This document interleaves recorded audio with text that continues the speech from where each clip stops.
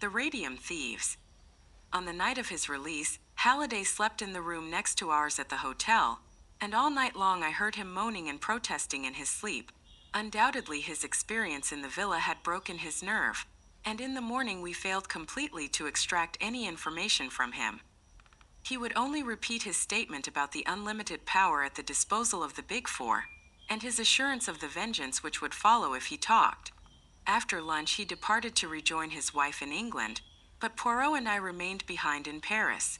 I was all for energetic proceedings of some kind or other, and Poirot's quiescence annoyed me. For heaven's sake, Poirot, I urged, let us be up and at them. Admirable, mon ami, admirable. Up where and at whom? Be precise, I beg of you. At the Big Four, of course. C'est la vie sans dire. But how would you set about it? The police, I hazarded doubtfully. Poirot smiled. They would accuse us of romancing. We have nothing to go upon, nothing whatever. We must wait. Wait for what? Wait for them to make a move. See now, in England you all comprehend and adore la boxe. If one man does not make a move, the other must, and by permitting the adversary to make the attack one learns something about him. That is our part, to let the other side make the attack. You think they will? I said doubtfully. I have no doubt whatever of it. To begin with, see, they try to get me out of England. That fails. Then in the Dartmoor affair, we step in and save their victim from the gallows. And yesterday, once again, we interfere with their plans. Assuredly, they will not leave the matter there. As I reflected on this, there was a knock on the door. Without waiting for a reply, a man stepped into the room and closed the door behind him. He was a tall, thin man, with a slightly hooked nose and a sallow complexion. He wore an overcoat buttoned up to his chin, and a soft hat well pulled down over his eyes. "Excuse me, gentlemen, for my somewhat unceremonious entry," he said in a soft voice, "but my business is of a rather unorthodox nature." Smiling, he advanced to the table and sat down by it. I was about to spring up, but Poirot restrained me with a gesture. "As you say, monsieur, your entry is somewhat unceremonious. Will you kindly state your business?" "My dear M. Poirot, it is very simple. You have been annoying my friends." "In what way?" Come, Monsieur Poirot. You do not seriously ask me that?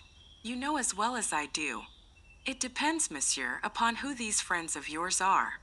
Without a word, the man drew from his pocket a cigarette case, and opening it, took out 4 cigarettes and tossed them on the table. Then he picked them up and returned them to his case, which he replaced in his pocket. "Aha!" said Poirot. "So it is like that, is it? And what do your friends suggest?" "They suggest, monsieur, that you should employ your talents, your very considerable talents, in the detection of legitimate crime, return to your former avocations, and solve the problems of London society ladies." "A peaceful program," said Poirot. "And supposing I do not agree?" The man made an eloquent gesture. "We should regret it, of course, exceedingly," he said. "So would all the friends and admirers of the great M. Hercule Poirot. But regrets, however poignant, do not bring a man to life again." "Put very delicately," said Poirot, nodding his head. "And supposing I accept? In that case I am empowered to offer you compensation." He drew out a pocketbook and threw 10 notes on the table. They were for 10,000 francs each. "That is merely as a guarantee of our good faith," he said. 10 times that amount will be paid you." "Good God!" I cried, springing up. "You dare to think—" "Sit down, Hastings," said Poirot autocratically. "Subdue your so beautiful and honest nature and sit down. To you, monsieur, I will say this. What is to prevent me ringing up the police and giving you into their custody, whilst my friend here prevents you from escaping?" "By all means do so if you think it advisable," said our visitor calmly. "Oh, look here, Poirot," I cried. "I can't stand this. Ring up the police and have done with it." Rising swiftly, I strode to the door and stood with my back against it. "It seems the obvious course," murmured Poirot, as though debating with himself. "But you distrust the obvious, eh?" said our visitor, smiling. "Go on, Poirot," I urged. "It will be your responsibility, mon ami." As he lifted the receiver, the man made a sudden cat-like jump at me. I was ready for him. In another minute, we were locked together, staggering round the room. Suddenly, I felt him slip and falter. I pressed my advantage. He went down before me. And then, in the very flush of victory, an extraordinary thing happened. I felt myself flying forwards. Head first, I crashed into the wall in a complicated heap. I was up in a minute, but the door was already closing behind my late adversary. I rushed to it and shook it. It was locked on the outside. I seized the telephone from Poirot. Is that the bureau? Stop a man who is coming out. A tall man with a buttoned-up overcoat and a soft hat. He is wanted by the police. Very few minutes elapsed before we heard a noise in the corridor outside. The key was turned and the door flung open. The manager himself stood in the doorway. The man, you have got him? I cried. No, monsieur. No one has descended. You must have passed him. We have passed no one, monsieur. It is incredible that he can have escaped. You have passed someone, I think, said Poirot in his gentle voice. One of the hotel staff, perhaps? Only a waiter carrying a tray, monsieur.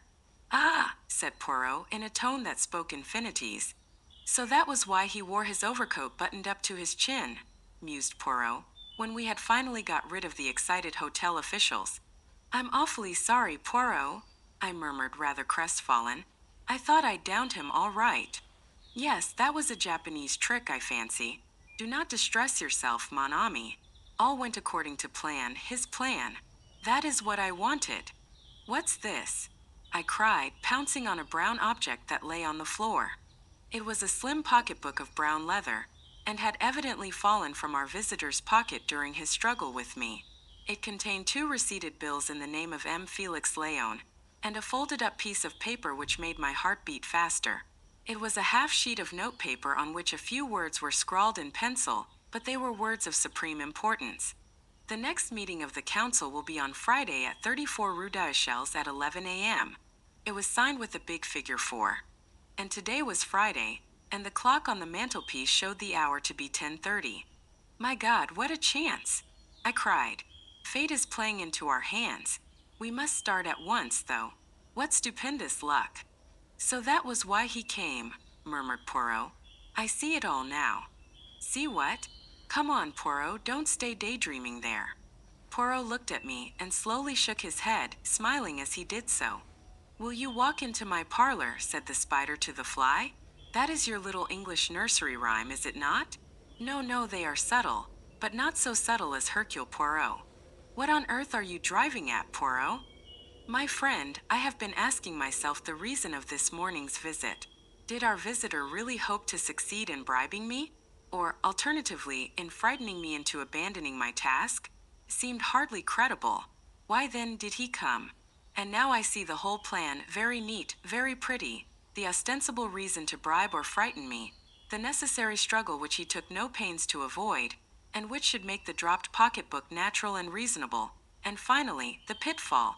Rue d'Echelles, 11 a.m.? I think not, mon ami. One does not catch Hercule Poirot as easily as that. Good heavens, I gasped. Poirot was frowning to himself. There is still one thing I do not understand. What is that? The time, Hastings, the time. If they wanted to decoy me away, surely nighttime would be better? Why this early hour? Is it possible that something is about to happen this morning? Something which they are anxious Hercule Poirot should not know about. He shook his head. We shall see. Here I sit, mon ami. We do not stir out this morning. We await events here. It was at 11:30 exactly that the summons came. A petit bleu. Poirot tore it open, then handed it to me. It was from Madame Olivier, the world-famous scientist, whom we had visited yesterday in connection with the Halliday case. It asked us to come out to Passy at once. We obeyed the summons without an instant's delay. Madame Olivier received us in the same small salon. I was struck anew with the wonderful power of this woman, with her long nun's face and burning eyes, this brilliant successor of Becquerel and the Curies. She came to the point at once. Messrs, you interviewed me yesterday about the disappearance of M. Halliday. I now learn that you returned to the house a second time, and asked to see my secretary Inez Verneau. She left the house with you, and has not returned here since. Is that all, madam? No, monsieur, it is not. Last night the laboratory was broken into, and several valuable papers and memoranda were stolen. The thieves had a try for something more precious still, but luckily they failed to open the big safe. Madam, these are the facts of the case. Your late secretary, Madame Verneau, was really the Countess Rosikoff, an expert thief, and it was she who was responsible for the disappearance of M. Halliday. How long had she been with you? 5 months, monsieur. What you say amazes me. It is true, nevertheless. These papers, were they easy to find? Or do you think an inside knowledge was shown? It is rather curious that the thieves knew exactly where to look. You think Inez? Yes, I have no doubt that it was upon her information that they acted. But what is this precious thing that the thieves failed to find? Jewels. Madame Olivier shook her head with a faint smile. Something much more precious than that, monsieur.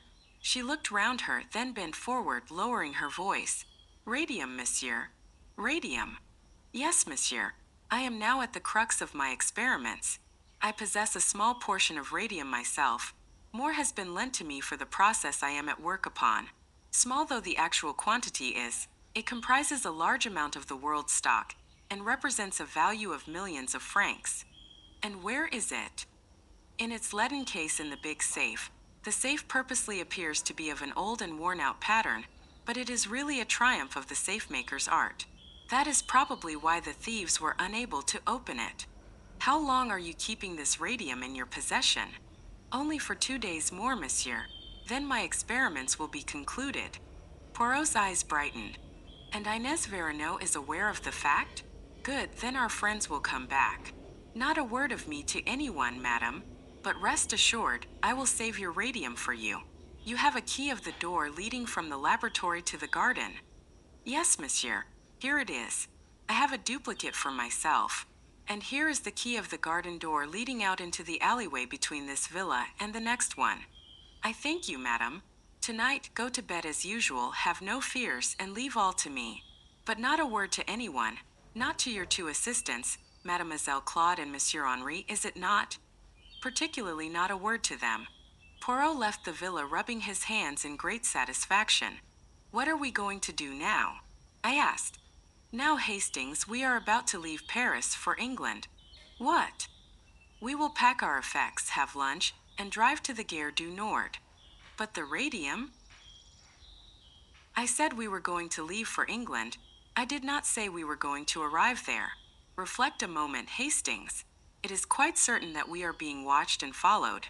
Our enemies must believe that we are going back to England, and they certainly will not believe that unless they see us get on board the train and start.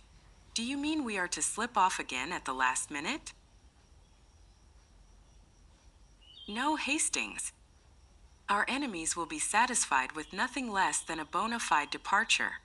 But the train doesn't stop until Calais? It will stop if it is paid to do so. Oh, come now, Poirot. Surely you can't pay an express to stop, they'd refuse. My dear friend, have you never remarked the little handle, the signal d'arrêt, penalty for improper use, 100 francs, I think? Oh, you are going to pull that. Or rather, a friend of mine, Pierre Combeau, will do so. Then, while he is arguing with the guard and making a big scene, and all the train is agog with interest, you and I will fade quietly away. We duly carried out Poirot's plan. Pierre Combeau, an old crony of Poirot's, and who evidently knew my little friend's methods pretty well, fell in with the arrangements. The communication cord was pulled just as we got to the outskirts of Paris. Combeau made a scene in the most approved French fashion, and Poirot and I were able to leave the train without anyone being interested in our departure. Our first proceeding was to make a considerable change in our appearance. Poirot had brought the materials for this with him in a small case. 2 loafers and dirty blue blouses were the result. We had dinner in an obscure hostelry, and started back to Paris afterwards. It was close on 11 o'clock when we found ourselves once more in the neighborhood of Madame Olivier's villa. We looked up and down the road before slipping into the alleyway. The whole place appeared to be perfectly deserted. One thing we could be quite certain of, no one was following us. I do not expect them to be here yet, whispered Poirot to me. Possibly they may not come until tomorrow night, but they know perfectly well that there are only 2 nights on which the radium will be there. Very cautiously, we turned the key in the garden door. It opened noiselessly and we stepped into the garden. And then, with complete unexpectedness, the blow fell. In a minute, we were surrounded, gagged, and bound. At least 10 men must have been waiting for us. Resistance was useless. Like two helpless bundles, we were lifted up and carried along. To my intense astonishment, they took us towards the house and not away from it. With a key, they opened the door into the laboratory and carried us into it. One of the men stooped down before the big safe. The door of it swung open. I felt an unpleasant sensation down my spine. Were they going to bundle us into it and leave us there to asphyxiate slowly? However, to my amazement, I saw that from the inside of the safe, steps led down beneath the floor. We were thrust down this narrow way and eventually came out into a big subterranean chamber. A woman stood there, tall and imposing, with a black velvet mask covering her face. She was clearly in command of the situation by her gestures of authority. The men slung us down on the floor and left us, alone with the mysterious creature in the mask. I had no doubt who she was. This was the unknown Frenchwoman, number 3 of the Big Four. She knelt down beside us and removed the gags, but left us bound. Then, rising and facing us, with a sudden swift gesture, she removed her mask. It was Madame Olivier. M. Poirot, she said in a low, mocking tone. The great, the wonderful, the unique M. Poirot. I sent a warning to you yesterday morning. You chose to disregard it. You thought you could pit your wits against us. And now you are here. There was a cold malignity about her that froze me to the marrow.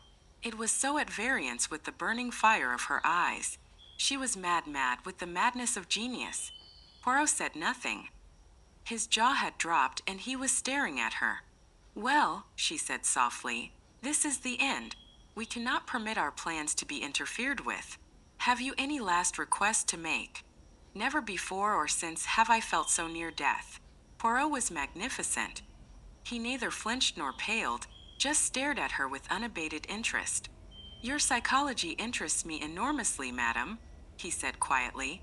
It is a pity that I have so short a time to devote to studying it. Yes, I have a request to make. A condemned man is always allowed a last smoke, I believe. I have my cigarette case on me. If you would permit. He looked down at his bonds. Ah, yes, she laughed. You would like me to untie your hands, would you not? You are clever, M. Hercule Poirot, I know that. I shall not untie your hands, but I will find you a cigarette. She knelt down by him, extracted his cigarette case, took out a cigarette, and placed it between his lips. And now a match, she said, rising. It is not necessary, madam. Something in his voice startled me. She too was arrested. Do not move, I pray of you, madam. You will regret it if you do. Are you acquainted at all with the properties of quer? The South American Indians use it as an arrow poison. A scratch with it means death. Some tribes use a little blowpipe.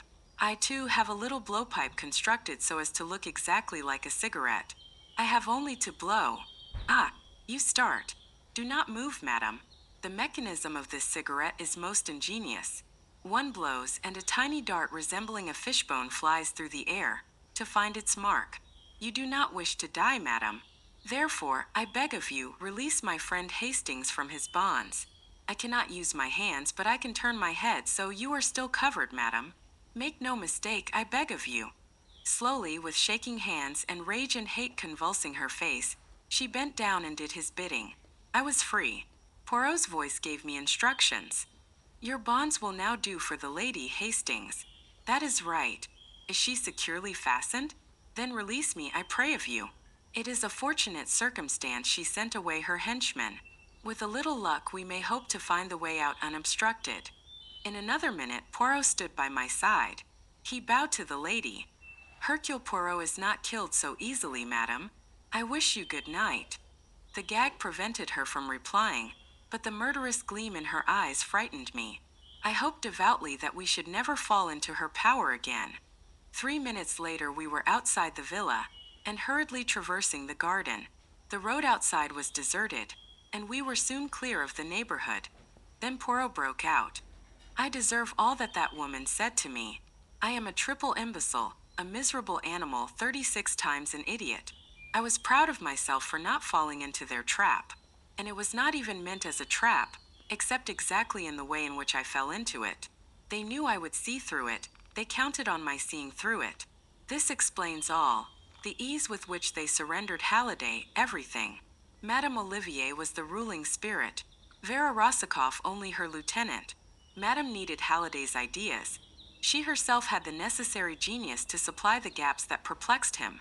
Yes, Hastings, we know now who number 3 is, the woman who is probably the greatest scientist in the world. Think of it. The brain of the East, the science of the West, and 2 others whose identities we do not yet know. But we must find out. Tomorrow we will return to London and set about it. You are not going to denounce Madame Olivier to the police? I should not be believed. That woman is one of the idols of France, and we can prove nothing. We are lucky if she does not denounce us. What? Think of it. We are found at night upon the premises with keys in our possession which she will swear she never gave us. She surprises us at the safe, and we gag and bind her and make away. Have no illusions, Hastings. The boot is not upon the right leg. Is that how you say